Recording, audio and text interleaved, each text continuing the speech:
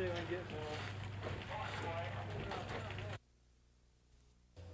The first day of competition in these summer Special Olympic Games has gone well. Down there on the Bernie Moore track is the track and field competition. And our Alabama kids have had a good day. There have been 3 gold medals already, a silver and 4 bronze.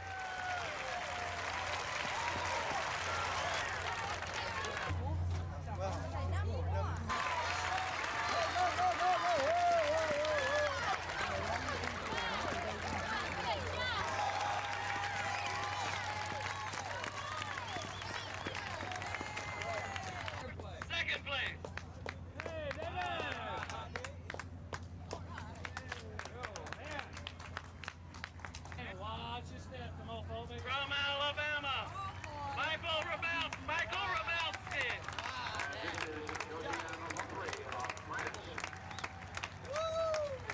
One of those golds was won by a precious little 12-year-old from Summerdale, Alabama, named Emma Zellers. What are you going to do with that medal, Emma? Keep it. You going to hang it up on your wall or something? Yeah. Are you proud of it? Yeah. You think your mother's going to be proud of it when you get home? Well, congratulations. You are a true Olympic champion.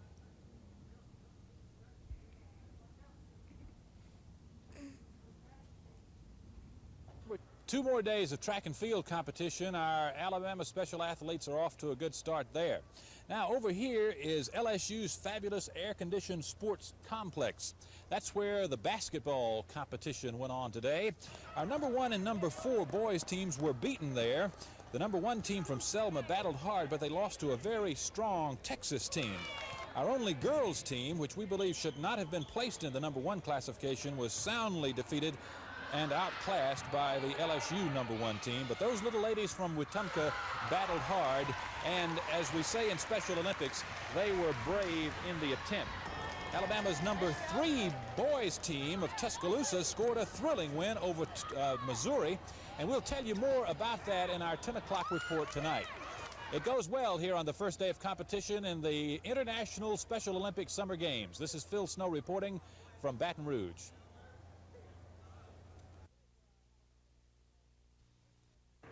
It was a rough day for our Alabama basketball teams. 3 of the 5 suffered first-round losses. But, oh, that number 3 team had a thrilling victory here in this sports complex.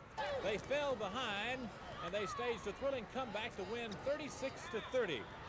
They are a community team from Tuscaloosa. They have a girl player. Ready? One, two, three. Go, you guys. Be good. They're coached by a young lady, Kathy Williams, who, despite a broken leg, came with her team to these Special Olympics.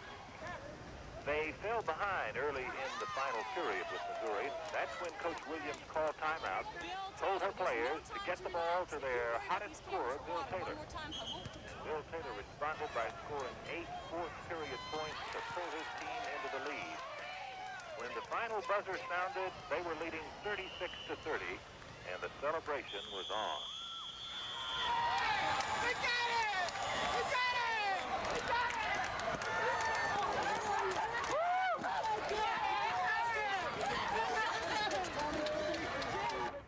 The thrill of victory at the 1983 International Special Olympics Summer Games. This is Phil Snow and Bill Sham reporting from Baton Rouge, Louisiana. Have you with us today?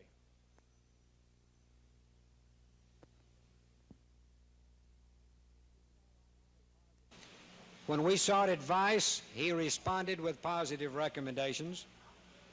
When we sought assistance, he responded quickly and effectively. He has been reassuring, understanding, and cooperative. We are indeed indebted to him, and we wish to bestow upon him special recognition. After Commander Secretary Davis, in all sincerity, to be a member of the Alabama Senate and to stand in high regard with the men behind me who have sacrificed for this country as they did.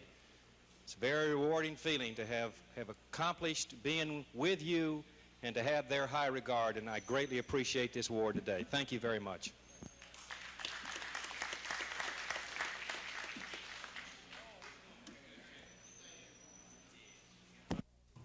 The Attorney General today filed suit against the state FMHA director seeking changes in the way federal money for low-income rural housing has been handled in the state. In 1982, Mr. Ritchie sent back to Washington into a national pool almost $32 million that could have gone into Alabama's economy. Mr. Graddick says that same pattern has shown up this year as well. And already, he says, Alabama has lost more than $8.5 million in low-interest loan money the state was offered for use. The suit comes as a surprise to state FMHA Director Dale Ritchie, but he says it's an old argument against the federal government. We're doing exactly what we're supposed to do, what we've been employed to do and what we've been given the direction to do. That's what we're doing. And if we were not doing that, then there exists within the federal system checks and balances. Mr. Ritchie says it's also important to note that his office does work for the federal government and not the state. And enjoin him from continuing the method by which he is going about processing, or the lack of processing, loan applications. Ask him to not act arbitrary and capricious, which in our judgment he has done. Though Mr. Ritchie says he can't directly respond to the suit until he is instructed by the national FMHA director, he says every loan application is handled as quickly and efficiently as possible. And as for who gets the loan money, he says that's a decision based on strict guidelines, which also come from Washington. Tom Foreman, WSFA TV News.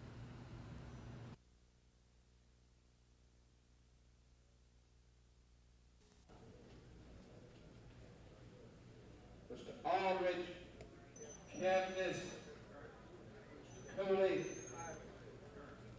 Corbett, Hilliard. 94 by Representative Stout and out to permit proper application.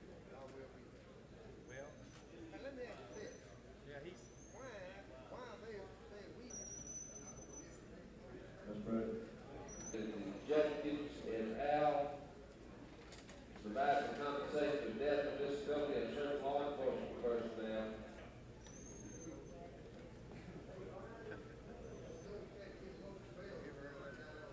President House, Tuesday passed following House Bill No. Sanctions appropriate the Senate out of gross House Bill. I move that approval. Senate motion. I move approval. Senate Bill 226, page 45.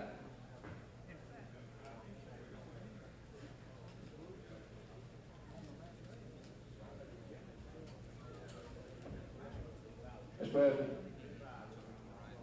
Mr. President, I vote for the adoption of the approval. A literal flurry of activity to report on from the Capitol tonight, including legislative action on a proposed new state constitution and some controversial appointments to the University of Alabama's Board of Trustees. Dennis Latham and Chris Grimshaw are standing by live at the Capitol. Dennis, I understand that not all the appointments for the University of Alabama and Auburn were approved today. That's right, Bob. The Senate confirmed 6 members to the Board of Trustees for the University of Alabama, including Montgomery businessman Aaron Aronoff, and also 2 members of the Auburn University Board, including Montgomery's Bobby Lauder.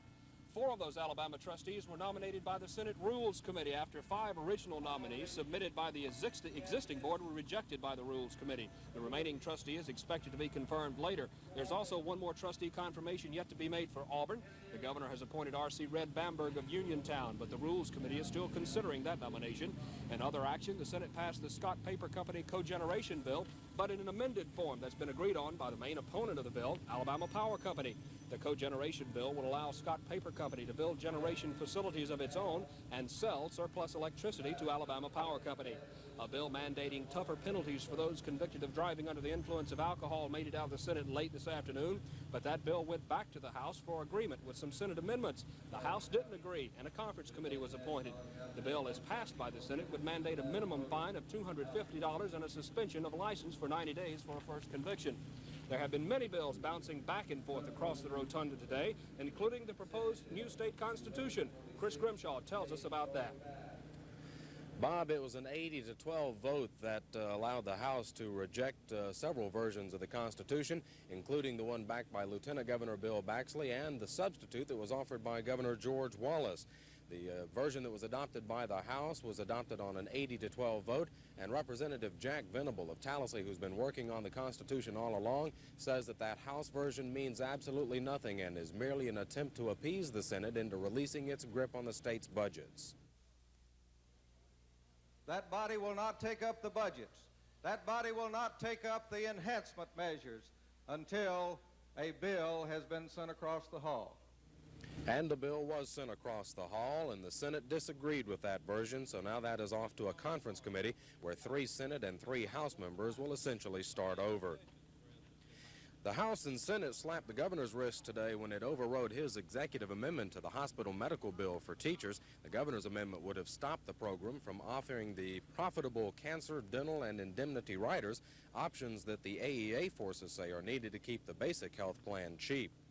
Earlier in the afternoon, Governor Wallace had his picture made with State Employee Association folks and the legislators who sponsored the bill that gives state employees political activity rights. The governor has now signed that bill into law. Bob, right now there are a number of conference committees meeting, including, as Dennis mentioned, the one on the DUI bill and several other measures, and the House and Senate are still working on those few measures. Okay, Chris, so again, it looks like a real flurry as we come right down to the wire on the session. It's a flurry today. They only have several days left. They'll be back Friday of next week, and then the following Monday before taking another week off, and then the final day. So 3 legislative days after today. Thanks a lot. Chris Grimshaw and Dennis Latham both live at the state capitol. Tonight, the Alabama Senate is still in session, and it's been a busy day on Capitol Hill. The education budget already passed in the House and came out of a Senate committee today. It could be considered by the full Senate next week. The Senate also confirmed trustees for both the University of Alabama and Auburn University. And the House quit early today, but the Senate decided to stay on a while longer. Dennis Latham is standing by live now at the Capitol with a report. Dennis, what's happening now? Well, Gina, the Senate's been working on mostly non-controversial legislation this evening. That is until it got to one of the governor's so-called revenue enhancement bills. Senator Rio Kirkland of Bruton, Alabama, didn't like the administration-backed bill that would raise court costs. Senator Kirkland began a filibuster in an attempt to delay the bill. Many senators took advantage of the talkathon to go to supper. The filibuster didn't last until midnight, as Senator Kirkland had talked, but ended when he agreed to delay further debate on the bill until Friday of next week when the Senate returns. The upper chamber has adopted a bill that raises registration fees on motor carriers, another that exempts low-cost housing operated by nonprofit organizations from property taxes, and it's also adopted a bill that levies a fee on gas meters to pay for safety inspections. There were several bills which crossed the final hurdle today on their way to becoming law. One is the Teacher Hospital Medical Insurance Plan that was sent downstairs when the House overrode the governor's amendment that AEA forces say would have caused the basic group insurance plan to be more expensive. The Senate went along with the House in rejecting the governor's change. The governor today signed into law a bill giving state employees the right to take part in political campaigns, and the so-called Scott Paper bill that only needs the governor's signature to become law. The House and Senate adopted the compromise announced last week by the paper company and Alabama Power Company, which under this bill would be required to buy Scott's excess electricity. The Lieutenant Governor's pet project, the new state constitution, continues to be the center of attention as well. But the House and Senate can't agree on which versions of the document to adopt, so they've decided to settle their differences through a 6-member conference committee. Gina? Well, Dennis, it seems like the legislature's been putting in a lot of hours these last few days. Why are they stepping up the activity this way? Well, Gina, the legislature has got a lot of bills that they want to consider, and some of them aren't the big things like the budgets and the revenue enhancement measures, so they're willing to stay a little later to try to get those bills passed, because after they adjourn tonight, there will be only 3 legislative days left in the 1983 regular session. Okay, thank you, Dennis. That's Dennis Latham reporting live from the Capitol. The meeting was organized by several state and local civil rights groups who say Johnny Harris is innocent. Harris was found guilty of killing a Holman prison guard during an uprising and was sentenced to die in the state's electric chair. Harris came within 56 hours of the chair in 1978, received a stay, and was later granted a new trial. That trial is set for July 18th. Harris's attorney says the reason for the new trial is that testimony from another inmate that was suppressed 8 years ago has now come to light. And this witness said, I saw who killed that prison guard, and it was not Johnny Harris. And furthermore, and almost as equally important, there was a black prisoner that was killed this very same day. And this witness said, I saw who killed the black inmate, and it was the warden of the prison. Former warden, his name is Marion B. Harding. Allison says Harris was singled out from some 60 inmates who participated in the prisoner uprising to serve as an example. Rallies like this one have been staged across Alabama and in other states in the hopes that Johnny Harris won't be convicted a second time. We're here because in a few days, Johnny Harris will be before the state of Alabama again, being tried again for a situation that we feel he is not guilty of. Lois Russell, WSFA TV News.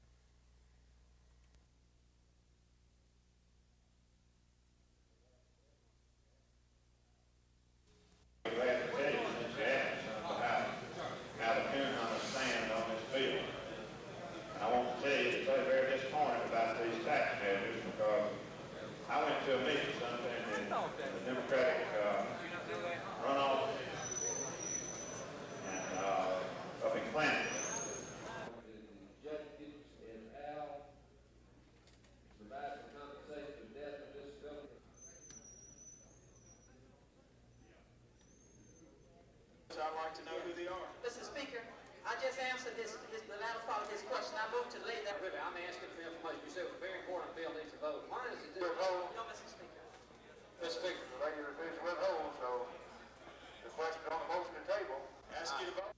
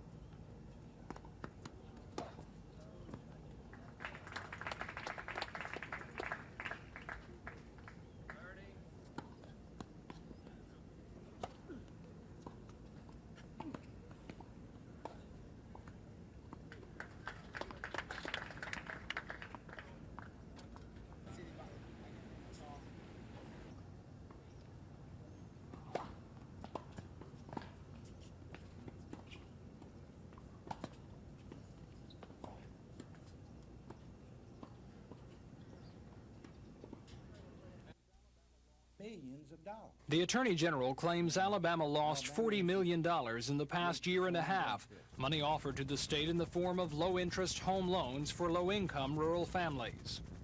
In 1982, Mr. Ritchie sent back to Washington into a national pool almost $32 million that could have gone into Alabama's economy.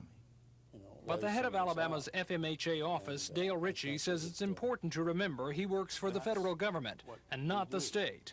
Now, we do this under the direction of the Secretary of Agriculture, the Undersecretary for Rural Development, the Administrator of the Farmers Home Administration, which passes directly to me as the State Director. And we apply these policies and regulations in accordance with those directives. And that's what we're supposed to do. We're doing exactly what we're supposed to do.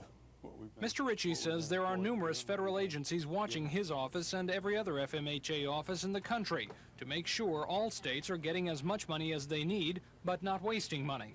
He says we've got over 600 houses out there that we've had to foreclose on, and Alabama's one of the leaders in foreclosures.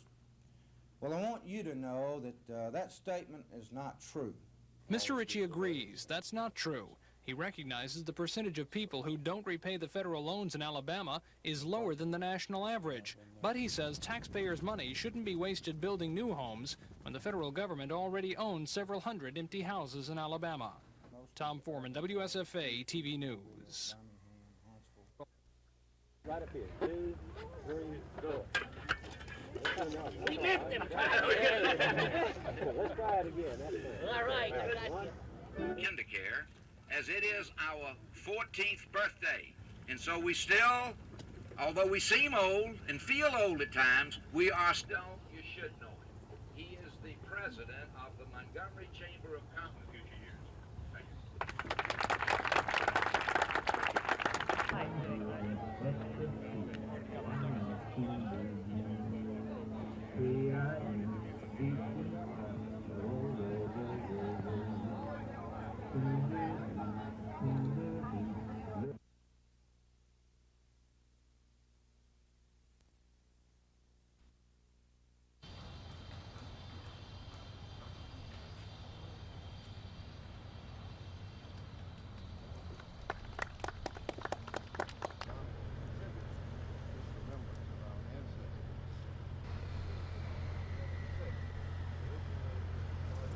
Tout fort Lafayette Tactical Fatal égorger nos fils et nos campagnes aux hommes citoyens formez vos bataillons marchons, marchons que sans l'impur arbre de Sion.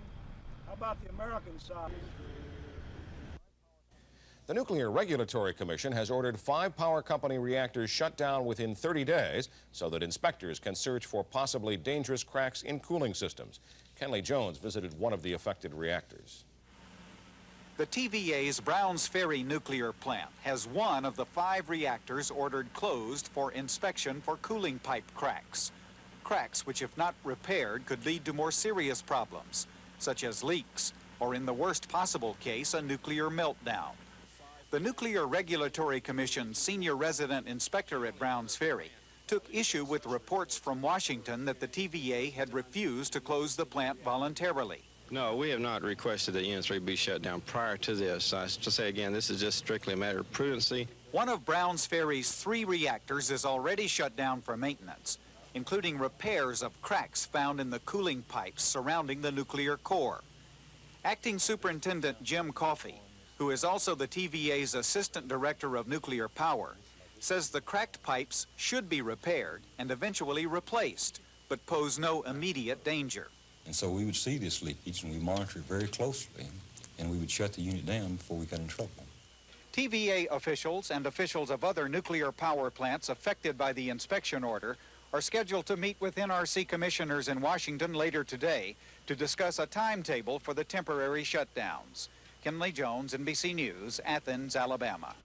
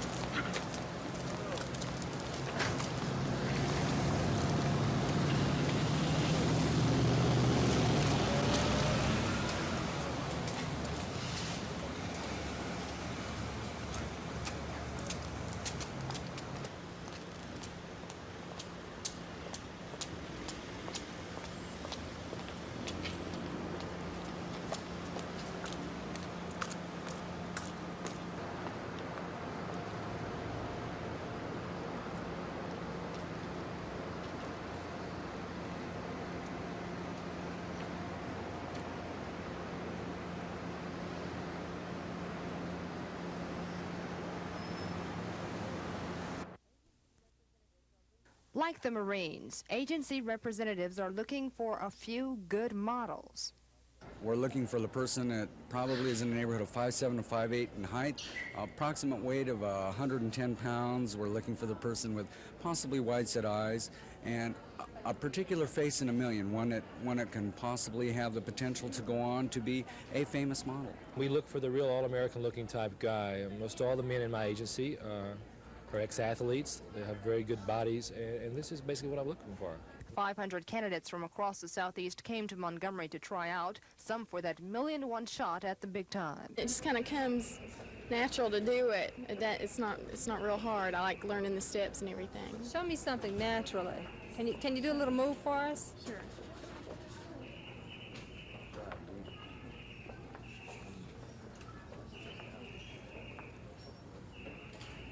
Others for the experience. For me, I just came to watch and just learn how to compete next year. You want to go to New York? In my dreams. I would love to one of these days. When the models convention ends this weekend, the candidates will know what the world of fashion modeling is all about and know who qualifies for a chance at the big time. Kim Davis, WSFA TV News.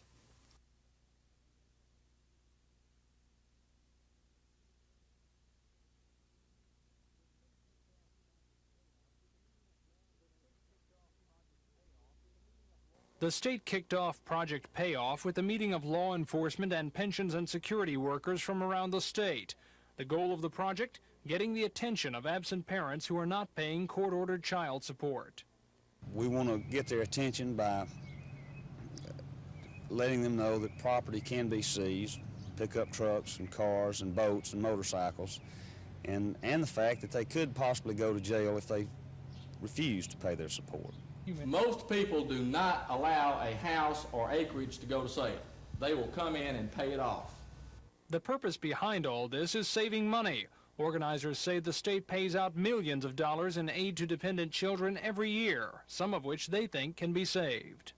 Well, I don't want anybody to go to jail if they don't have to, but I certainly think that the alternative is there if people refuse to support their children. I'd much prefer that people go ahead and pay the support and do what they're supposed to. Perhaps what this all adds up to is selling the idea of child support to the public, making the public aware that they'll be the ones who pay if people don't live up to their responsibilities. Tom Foreman, WSFA TV News. Project Pay-Up is a combined effort of the Alabama Offices of Prosecution Services and Pensions and Security. It is, in effect, a month-long push to put pressure on parents who don't pay court-ordered child support.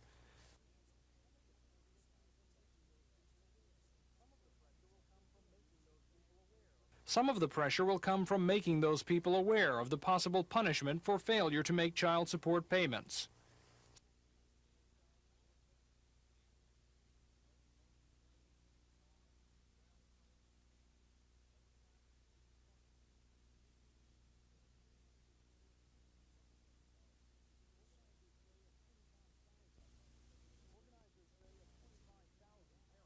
Organizers say of 25,000 parents under court orders to pay child support in Alabama, only 30% are making their payments. They hope Project Pay-Up will put enough public pressure on the rest to significantly cut the number of dollars the state is paying to help make up the difference.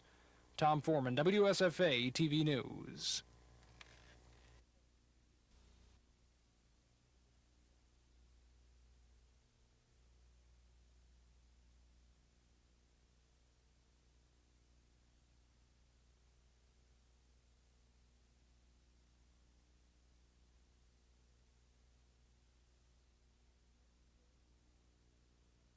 Got a smoking quiz to let people know exactly where their health stands, if they're smoking too much, and if it's already gotten to a point where it's impairing their health, their breathing, this type thing. We're doing the pH factors, which tells people if they're too acid or too alkaline. This means if their enzymes are weak and it's not breaking the foods down and on time and they're not assimilating good. We're doing the weight control. We're testing people to see how much overweight they are. And then we're doing the blood pressure.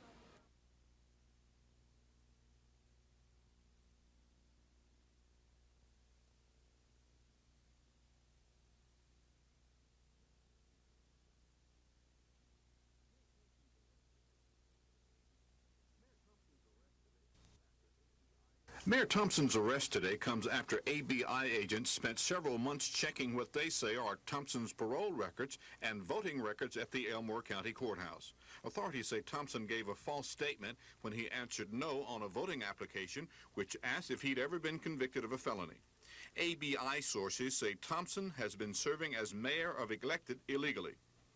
Jerry Frank Thompson was elected mayor several years ago, and authorities say they were able to bring charges dating back only 3 years because of the statute of limitations. If the mayor is found guilty of the charges, he'd have to resign as the head of the city of Eclectic. This is Norman Lumpkin, WSFA TV News, Wetumpka.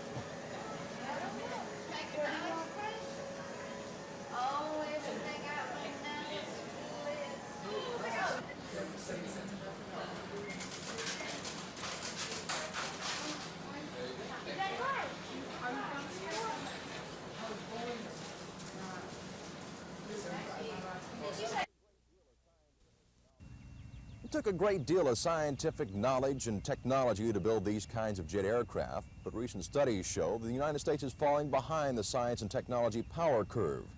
Gunner Air Force Station and Maxwell Air Force Base want to do something about that problem.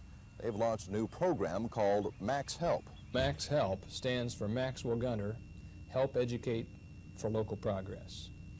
And we're interested in helping the local community if we can without getting in their way, especially improving in the scientific technological fields. One high-tech field Air University will help with is computers. Students attending the schools at Max will use computers on a daily basis. Under the Max Help program, the terminals will be made available to local students and teachers after duty hours. There really is a lack of computers for kids to work on, to get any feeling for it. And so here we're moving into the computer age so quickly, so rapidly. Students and also the teachers are just overwhelmed by it. Have not even had the rudiments, have not even had the chance to play around on the keyboard a little bit, to just get an idea what the computer can do for them. We think this will help them in this way and also get them interested. Besides computer orientation courses, Air University also plans to offer summer science fairs, science workshop, seminars, and make available guest speakers who are expert in scientific fields. The Max Help program is still in a formative stage, but it will be operational by the beginning of the school year.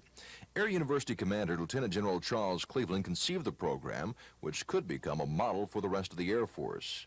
And while the Air Force may be helping to train a future engineer who someday might develop a better fighter, it's clearly the local schools that will reap the lion's share of the benefits of the Max Help program.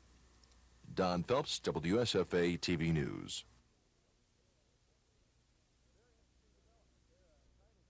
It's a very interesting development. They're entitled to have a primary just like anybody else, and the governor setting the September 27th date doesn't give them enough time to have a primary, and it deprives them of their right under the Constitution, in my judgment, to have a primary. Republicans are talking out of both sides of their mouth. Mr. Harris called me 3 weeks ago and said that he supported committee nominations, and They filed pleadings in this court supporting the right of parties to do what they thought was best for the parties. And then he fired that lawyer and hired another lawyer and is now taking another position.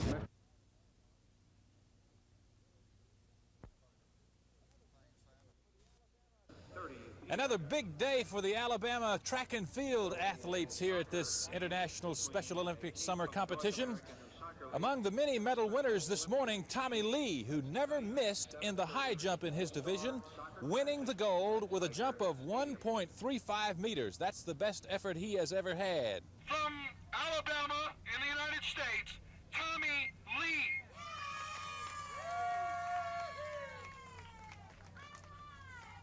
And then there was James Allgood of Greenville, Alabama. He ran to victory in his division of the 50-meter dash. James was a happy recipient of that gold medal on the winner's stand.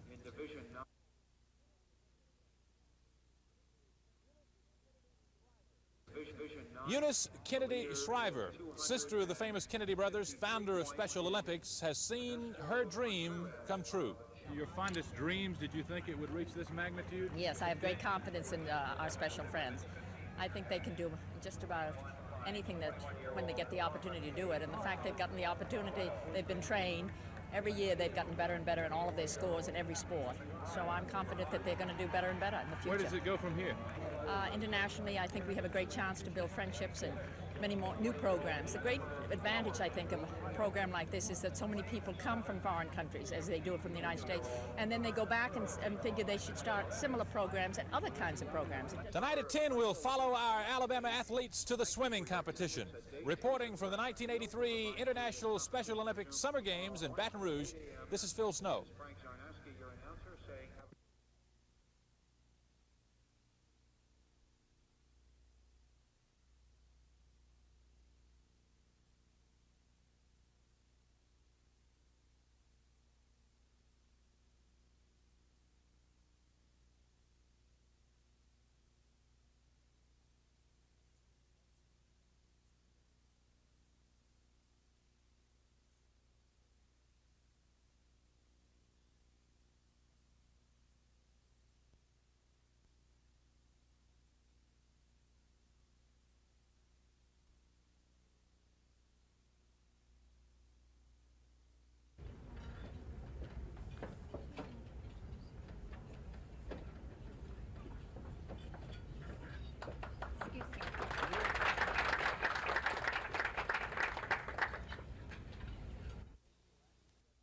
Attorneys for two Montgomery men who are asking for court-ordered Democratic primaries told U.S. District Judge Truman Hobbs that primaries are needed to ensure adequate black representation in the Alabama legislature. But the chairman of the state Democratic Party, Jimmy Knight, says just the opposite is true, that only nomination by the state Democratic Executive Committee will ensure black lawmakers. Mr. Knight says the Justice Department will approve the party's plans to nominate candidates because of assurances that black nominees will be selected over whites in at least 3 House district races. He added that the Executive Committee had not already handpicked the nominees as had been charged. Several members of the legislature, including Representative James Sasser of Ozark, testified that they wouldn't be getting the nomination because they haven't voted like some Executive Committee members would have liked. And Assistant Secretary of State Larry Childers testified that his office could squeeze party primaries into the existing schedule. That's something both Republicans and Democrats say is impossible. Former Circuit Judge Perry Hooper presented the Republican Party's motion to intervene in the case, saying that even though the state GOP has decided to hold primaries, they don't want a federal court telling the Republican Party how their candidates will be nominated. The claim that the state Republican Party wants to have primaries didn't appear to impress Democratic Party Chairman Jimmy Knight. Republicans are talking out of both sides of their mouth. Mr. Harris called me 3 weeks ago and said that he supported committee nominations, and they filed pleadings in this court supporting the right of parties to do what they thought was best for the parties. And then he fired that lawyer and hired another lawyer and is now taking another position. Judge Hobbs hasn't ruled on the motions to dismiss the case or on several requests to intervene. He says he'll do that early next week. Dennis Latham, WSFA TV News.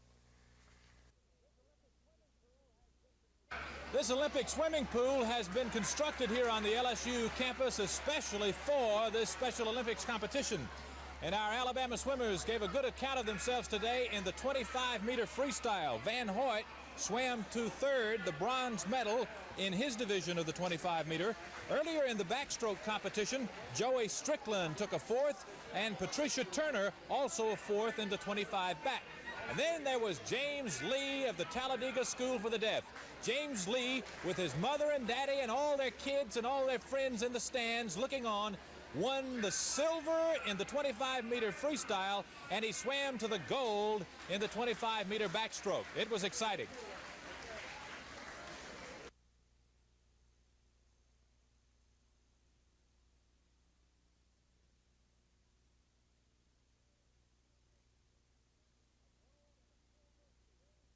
A gold and a silver for James Lee of the Talladega School. And this is his family. Mr. Lee, you all live in Louisiana. James goes to school in Alabama. That's right. He goes to the Helen Keller School in Talladega. Are these all your children? Well, some of them are, and some of them are daughter-in-laws and some cousins, and I think a niece who are here with us. Mrs. Lee, tell me how you felt as you saw him win the gold and the silver today. There are no words can explain how I felt, really. I was thrilled to death. And when he came back with the silver, oh, it was unbelievable. James Lee, a silver medal winner and a gold medal winner in the competition today. This is Phil Snow reporting from the International Special Olympics Summer Games in Baton Rouge.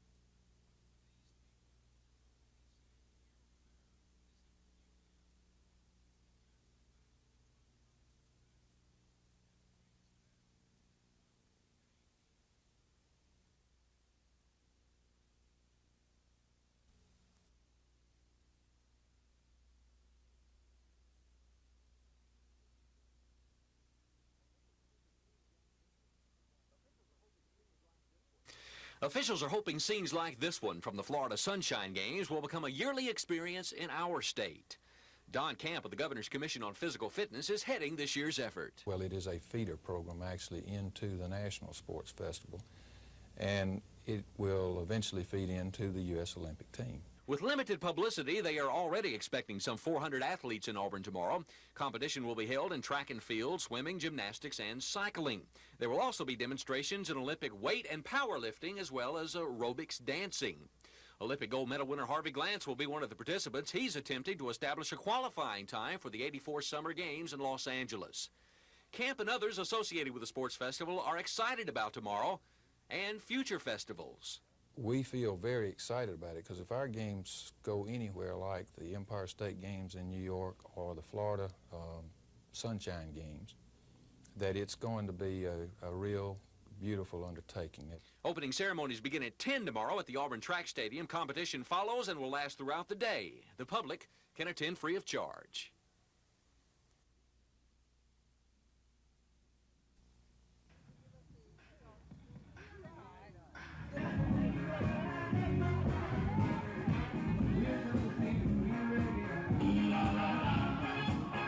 Well, I think that one of the reasons that we need the support is simply because we produce a lot of, or take care of a lot of patients that cannot afford to pay. We have put our money primarily into technology and not in renovating the hospital, the physical features of the hospital. So we're needing money to renovate the hospital, to develop new programs, and to support indigent care.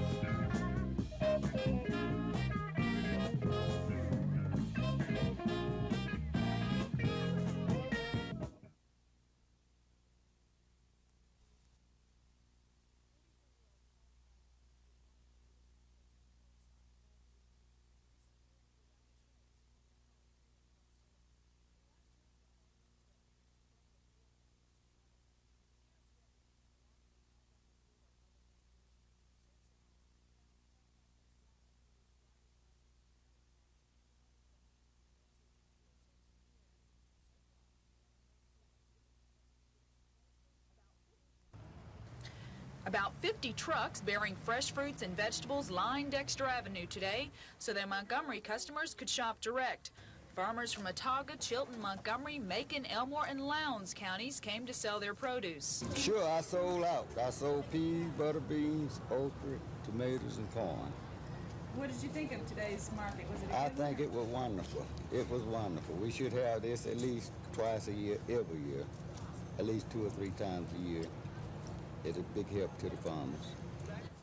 For the farmers, the Montgomery market days are a financial lift because they can sell directly to their customers instead of having to drive to Birmingham to sell to wholesalers. Today's market prices weren't that much different from in a grocery store. Tomatoes were 50 cents a pound or $5 a basket. Cantaloupes were 75 cents each, and corn sold for $2 a dozen. So why would customers brave 90-degree temperatures to buy peaches, tomatoes, and purple hull peas here instead of just buying their produce in air-conditioned supermarkets? Because it's fresher. It's much fresher here than in the grocery store. Well, I don't have to stand in line for one thing down here. Checkout counter, you know, at the grocery store. I'd rather for the farmers getting my money than these grocery people anyway on something like this. Now, you can't buy all your edible foods from these farmers, but most of us can. None of the farmers here today made a tremendous amount of money. Most went home with a couple $100 more than they came with. Some sold more here this year than last year. Others sold less. But most of them agreed farmers markets are well worth their time and wish Montgomery would host more than 2 a year. Lisa Walsh, WSFA TV News.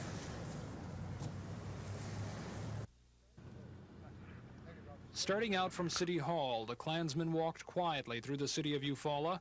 They carried banners and flags of the invisible empire and occasionally called out to people on the street to join them for a rally later on. They came to show their support for law enforcement officials and for business here, which has been the target of a boycott for more than 2 months now. And some people here were glad to see the Klan. Among them, a woman who says her business has been hurt by the boycott. And I do think that if the Klan would have come in here the first time that this thing happened, I think they could have stopped it. But others claimed all or most of the Klansmen came from outside the city and said they are not welcome. Boycott leaders say the Klan will not stop them. First of all, I think they have a right to protest or to demonstrate. I disagree with their reasoning for protesting and demonstrating. We have no intentions of stopping our protests. In fact, we intend to escalate our efforts. We believe that a boycott is necessary in some instances, but some of these boycotts that are going on nowadays are foolish. They're nonsense. Rallying outside City Hall at the end of their march, Klan leaders said this peaceful demonstration proves they are only defending the rights of whites. It shows that we can win this thing. We can win it back to have equal rights for the blacks and whites together. Klan leaders say today they firmly established the Klan in Eufaula, but will now wait and watch what black leaders do before planning their next move. Tom Foreman, WSFA TV News in Eufaula. What do you have on your mind today, sir? Just get my puppy dog cut. Has some pretty toenails, huh? Right. Just come for the hairdresser. Yeah, I'm working hard. I'm getting up some potatoes and cleaning them for the winter. Going to build a little bit on the house. Oh, yes. Well, I have a whole lot of things on my mind, too. And that is to get my house built. Right now, I'm trying to get built. And that's about it. What's on your mind today? I want to go to the Navy. Why? Because a lot more pay, a lot more adventure, and it's more challenging to me. Well, I'm watching the weather and the signs of the time, and it looks like it's about time for the coming of the Lord. About what? Reagan's, yes. About Reagan's. I have a war against Reagan's. Trying to get him out. Think you'll succeed? Well, I think they will, but Reagan's doesn't bother me. He doesn't bother me. You like him? Well, I tell you this, as long as you have God, that's enough. Reagan's or no Reagan's. Not much of anything. I just kind of got to do some shopping and planning on our vacation. I guess that's the main thing on our mind right now.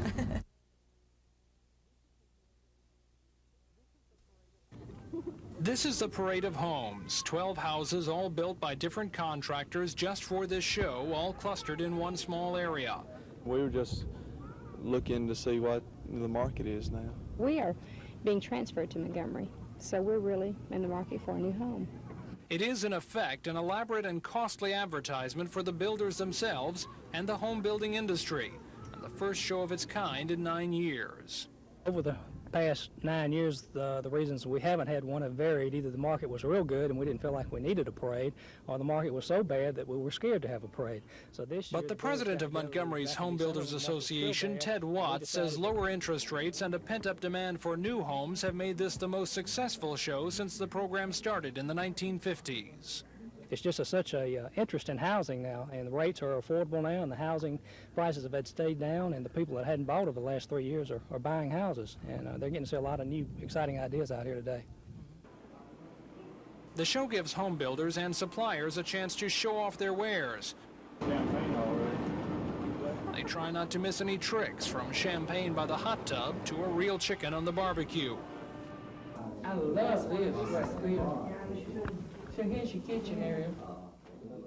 But even though half of these houses have been sold, organizers say that's not the primary goal of all this. What they really want is to get people thinking about home buying, building, and renovation, hopefully building a positive attitude that will pay off not only now, but also in the future. Tom Foreman, WSFA TV News.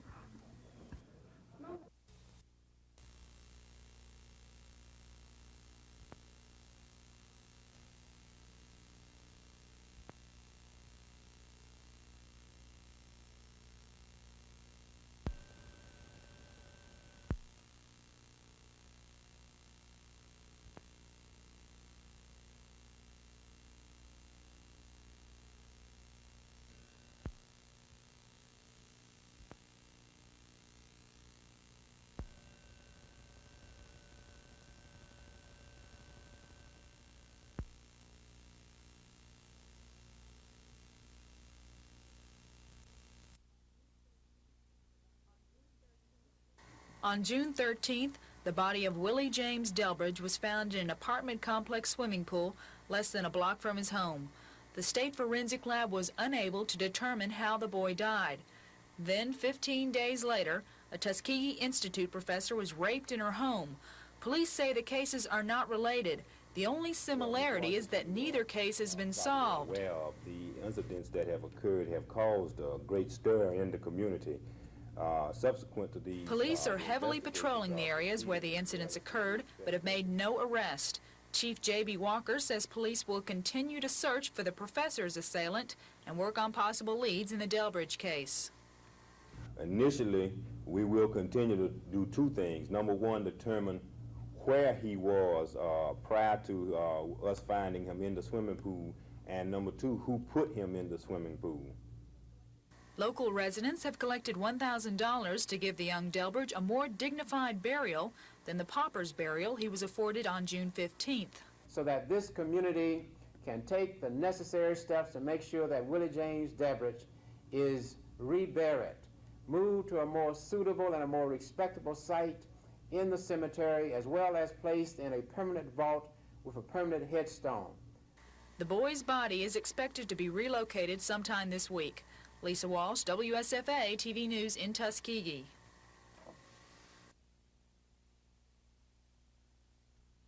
This year we have right at 160 more or less. Nights out there, I've got 142 calls so far telling me how to fix those greens. So if you like to add your 2 cents. Well, I go through them. I just want to make sure that